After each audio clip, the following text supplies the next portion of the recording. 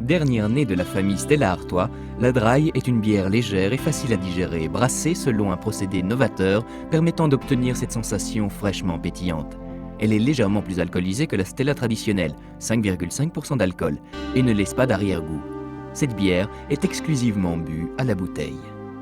La Stella Dry est fabriquée avec une extrême rigueur et les meilleures matières premières. Tout d'abord, l'eau.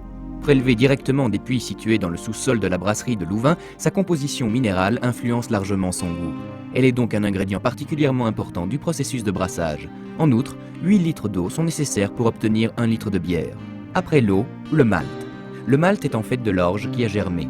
Après un peu moins d'une semaine, le processus de germination est arrêté et le malt vert est mis à sécher.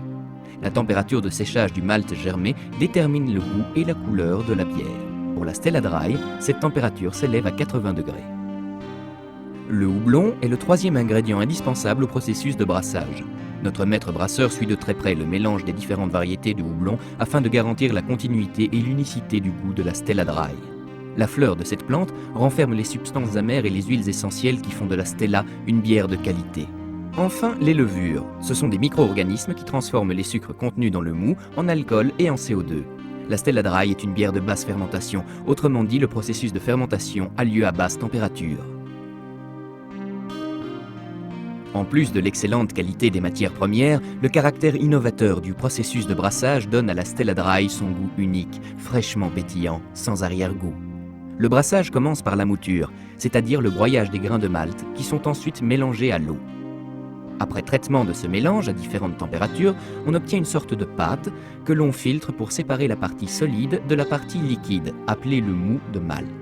Ce mou est alors chauffé de manière à transformer l'amidon en sucre qui seront à la base du processus de fermentation et est ensuite refroidi à 13 degrés. Pendant la cuisson, on ajoute le houblon.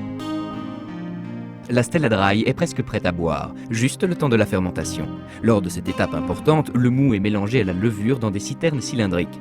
Une fois le mou refroidi, on lui ajoute l'oxygène nécessaire à la multiplication de la levure. Dès que l'oxygène est totalement consommé, la levure transforme les sucres en alcool et en CO2. Dans le cas de la Stella Dry, la durée du processus de brassage est nettement plus longue que pour les pils traditionnels. Ceci a pour conséquence qu'une quantité plus grande de sucre sera transformée en alcool et en CO2. C'est la raison pour laquelle la Stella Dry atteint un taux d'alcool de 5,5% et offre ce goût sec fraîchement pétillant. Encore 3 jours de maturation à -1 degré et voici la Stella Dry fraîchement brassée.